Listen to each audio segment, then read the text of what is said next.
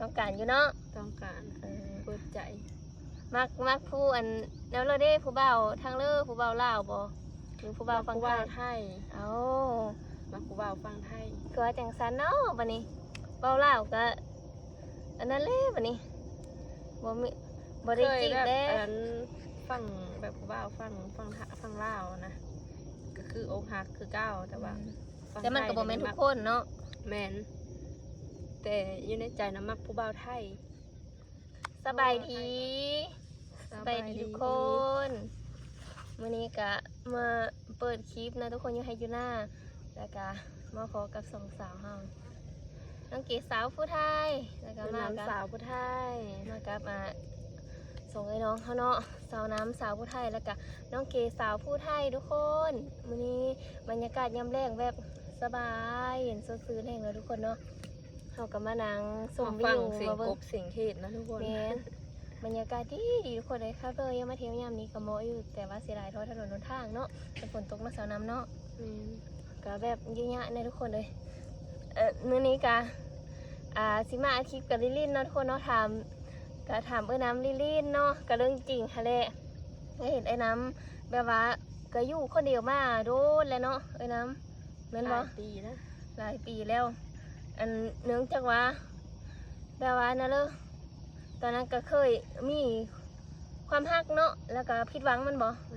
แต่แล้วทำตัวนี้เด้สถานะโสดจ้าโสดจักเปอร์เซ็นต์จ้า1,000%จ้า1,000%พวกเนาะก็เป็นของน้องเก่งเนาะทุกคนเนาะสาวน้ำสาวผู้ไทยหรือว่าสาวลูกน้ำเองน้องเก่งก็เขาทำสเปคในใจสาวน้ำเนี่ยได้บ่ว่าเป็นแนวเลยเนาะแบบสไตล์การแต่งตัวหรือว่าหูพางหน้าตาบ่หุ่นห้อยฟิลเลอร์บ่นี่นะสาวน้ำมักแนวเลยสเปคบอแม่นดูน้ำบ่มีสเปคโอ้ดูน้ำบ่มีน้ำบ่มีสเปคแม่นแนวเลิกก็ได้บ่แนวเลิกก็ได้แต่ขอคือแบบอันเจดีเนาะคือฮักเฮาจริงใจตบปตีว่าเจ้าซูนะทุกคนสร้างที่สุดคือคนเจ้าซูคนขี้โต๊ะบ่มักความขี้โต๊ะเนาะไม่ชอบคนโกหกฮักอันพี่เด็กใจดีฮักครอบครัวบ่ต้องหลายใจเนาะลูกฮักเต้าน้ำเพราะว่าน้ำกะโสดลูกติดเนาะเป็นแม่เลี้ยงเดี่ยวเป็นคนขยันทำมาหากินน้ำเนาะแม่นอันแนวเลิกก็ได้เมิดคนแบบคนอายุน้อยหรือคนอายุแบบหลายกว่ามาจีบนี่ก็สมมติว่ามีนิสัยนั้นก็ตกลงว่าแบบหรือว่าอายุ20 ปี25 30หรือว่า40-50ไปก็โอเคอยู่บ่สนามโอเคได้หมดขอแค่ที่ลูกน้ำเบามานั่นแหละผู้พังหน้าตากับบ่เกี่ยวเนาะอยู่ที่นิสัยใจคอเนาะเพราะว่าเฮากันใจเนาะเฮาฮักกันกับ2 คนเนาะมันอยู่ใน2 คนเท่านั้นเฮาก็ใหญ่เติบแล้วเนาะใหญ่เนาะบ่คือแบบเป็นเด็กน้อยสมัยเด็กน้อยนี่แบบมากกะส่วนหลายกันนั่นแหละเนาะมากแรกได้ฮักแรกได้ซะเนาะสมัยเห็นสมัยเพื่อนอันนี้ก็เฮากันใหญ่แล้วก็ต้องการคนที่แบบมีความอบอุ่นใส่ใจครอบครัวแม่นบ่หรือนี่ก็ต้องการอยู่บ่คนที่มา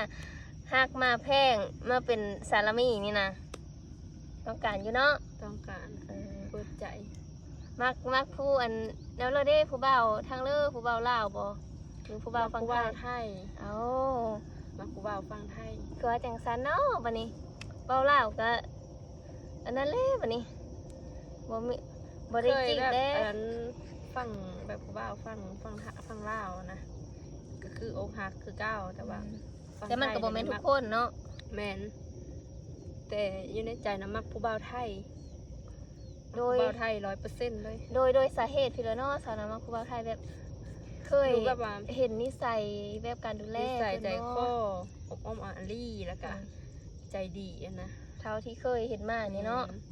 คนไทยเป็นคนเจอดีแล้วก็เห็นในหลายคลิปมันบอกที่แบบเพิ่นดูแลเอาใจใส่นี่เนาะก็เลยแบบมากเนาะหรือว่าแบบการใช้ชีวิตแบบว่า สภาพแวดล้อมนะบอกแบบว่าสำหรับน้องเก๋เคยไปก็เห็นแบบผู้คนนะคนที่บ่เคยรู้จักกันเลยนะคนสิแบบเข้ากันง่ายทักทายกันคือคนบ้านเดียวนึงนะนะแล้วก็ใจดีน้ำแสดงกันน้องเก๋เคยแบบว่าได้พบกับตัวเองเนาะก็เลยว่าสาระน้องเก๋ก็เลยมากแบบนั้นเนาะว่าโซนหลายก็สิอยู่ไทยหลายกว่านะไปทำงานแล้วน้ำไปทำงานตั้งแต่จากปีก่อนเอาแต่12 ปีตอนนี้อายุเท่าไหร่ 28เดือนนี้2ดูน้ำอันนี้28นะทุกคนเนาะไปตั้งแต่13โอ้นั่นแหละสจึงอันนั้นผู้บ่าวไทยนี่เนาะเพราะว่าอยู่ตั้งแต่สวาแล้วก็บ่ทันได้เป็นผู้สาวเนาะกำลังสิขึ้นอยู่ไทย น้อยอยู่กำลังสิขึ้นม.2นี่ก็เลยออกไปทำงานอยู่ไทย เนื่องจากว่าสถานะครอบครัวเฮาก็ทุกอย่างเนาะเอ้ย ทุกจน พอกินนี่แหละก็เลยก็เลยแบบ รู้หลายนะแบบพี่น้องหลาย ก็เลยเสียสละไปสำหรับน้องเกดตอนนั้นยังตัวน้อยทุกคนยังตัวน้อยก็เลยได้อยู่บ้านน้ำพ่อน้ำแม่นำก็ได้ออกไปหาเฮ็ดงานหาเงินมาสู่ครอบสู่โคให้แล้วเนาะอันนั้นก็เป็นปัจจัยหนึงมันบ่ที่แบบเพื่อเฮาเห็นแบบส่วนหลายเฮาใช้ชีวิตอยู่ไทยก็เห็นผู้คนอยู่ฝั่งไทยแล้วก็เห็นน้ำใจเห็นหลายๆอย่างเนาะสภาพแวดล้อมต่างๆมันบ่ แม่น ก็เลยมักผู้บ่าวไทยคันเลิกแบบสมมุติว่าอันผู้บ่าวไทยเนาะสมมุติว่ามีครอบครัวอยู่ไทยล่ะอยู่ฝั่งพีหรืออยู่ฝั่งพุ้นหรือว่าไป ส่วนหลายก็เนาะเฮาก็เฮ็ดงานอยู่ฝั่งนั้นนะถ้าไปก็อยู่ฝั่งนั้นแล้วก็กลับมาบ้านนะ อยู่ฝั่งนั้นเป็นรักแล้วก็มาเยี่ยมบ้านแน่เนาะคันสมมุติว่ามีครอบครัวอยู่พุ้นนั่นบ่มีข้ออยู่ข้อกินก็พาไปพุ้นพ่อแม่เด้บัดนี้ มาเยี่ยมส่วนเราไปเที่ยวเนาะคันสมมุติ ถ้าเราจะไปอยู่คุณนำกะเดี๋ยวเราไปอยู่คุณสมมุตินะ ความสะดวกสบายเนาะเอ้ย มีแฟนนะแต่บ่ฮู้ว่าสิหาได้หรือบ่ นี่มาแล้วก็มีอันฉะนั้นเราเคยไปก็นึงมานะเคยเห็นนะแบบความสะอาดเขามากไปตลาดไปแบบถนนหนทางหรือว่าสถานที่ท่องเที่ยวหรือที่สาธารณะเองทุกคนเที่ยวทงนึงก็มีเห็นป๊าดเพิ่น อยู่ไทยเขาแบบนั้น ได้ แหละ อะไรนะ สมมุติว่ามีถุงเนาะมีกระดาษทิชชู่ อืม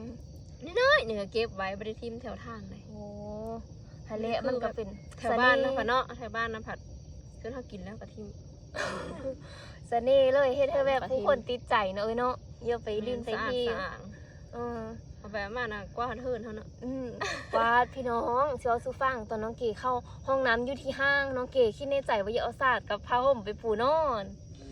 คือแบบเข้าไปปุ๊บแล้วกลินหอมโอ้ยกลินหอมกว่าอันห่อเถิดนี่บอกอีนี่เลยเพิ่นได้รักษาความสะอาดแบบนั่นนี้เลยให้เป็นที่หนึ่งเลยทุกคนเลยว่าจะเป็นห้างสถานที่สาธารณะก็คือกัน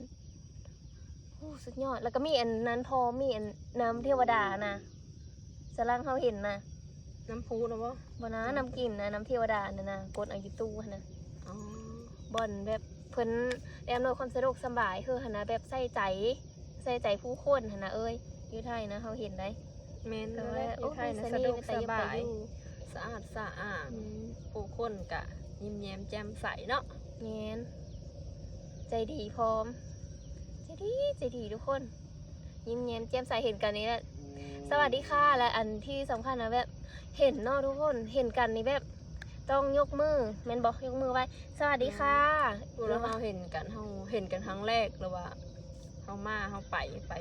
มาว่าไล่มาเพิ่นว่า ไปมาลาวโค บ่เพิ่นว่า ภาษาลาวเจ้าได้ไปมาไว้บอกว่าสิเป็นนักเทศตั้งแต่ตัวจิ๋วๆนี่นะสวัสดีค่ะ แต่บ้านเฮาก็บ่ได้มีเนาะเพราะว่าเฮาก็ เฮาก็บ่ลืมนะ มันอยู่ในนั่นเลยก็ ชนบท ในเฮนอยู่ในชนบทเนาะบ่ได้ค่อยมีเนาะ แม่น ตั้งแต่พ่อแม่ปู่ย่าตานายมาเนาะแบบเห็นผู้คนพ่อแม่ก็บ่ได้แบบนบไหว้นั่นนะ ก็คือสารังน้องเก๋ไปบ่แม่นนัทวิทย์น้องเก๋ไปก็คือมื้อน้องเก๋แข่งเนาะบ่ก็แบบวายนะทุกคนก็บางที่พี่ๆคนไทยก็อาจสิว่าบ่มีมารยาทบ่จังซั่นจังซี่แต่ว่ามันก็แบบความมันบ่สิ้นเคยนะทุกคนก็ว่าไปพุ่นกับเพิ่นก็เนาะอ่อนน้อมสวัสดีค่ะสวัสดีครับเพิ่นผู้ชายก็ซื้อของก็ขอบคุณครับขอบคุณครับนี่จนลืมติดปะมาแล้วเคยไปเที่ยว2เทื่อนี่แหละทุกคนไป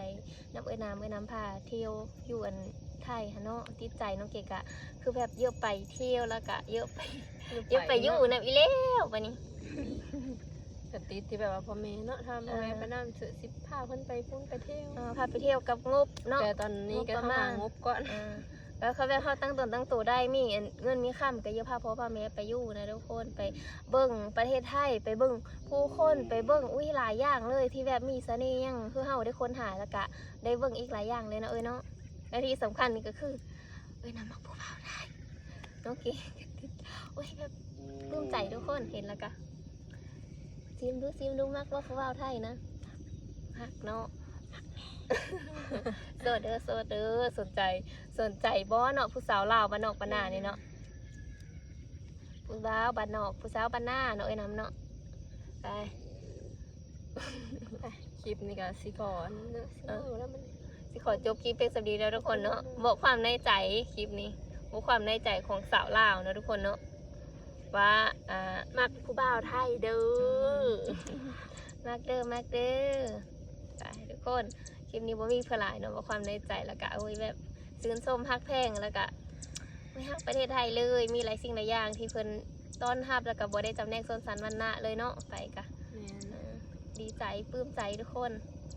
อ่ะเดี๋ยวคลิปนี้ก็บอกมีพลายนะทุกคนแล้วก็สิขอจบคลิปเพียงเท่านี้และส่งไอ้น้องเฮากันเนาะแอนบอยน้ำตายทุกคนเดี๋ยวขอลาก็น้องคันพูเลอร์มากก็อย่าลืมฝากกดไลค์กดแชร์กดติดตามเพื่อนนะเด้อแล้วก็เป็นกำลังใจน้อง2 คนได้โดยการ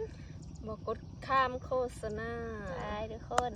น้องเกสาวผู้ไทยแล้วก็ ดูน้ำสาวผู้ไทยทุกคน ขอกล่าวคำว่าสบายดี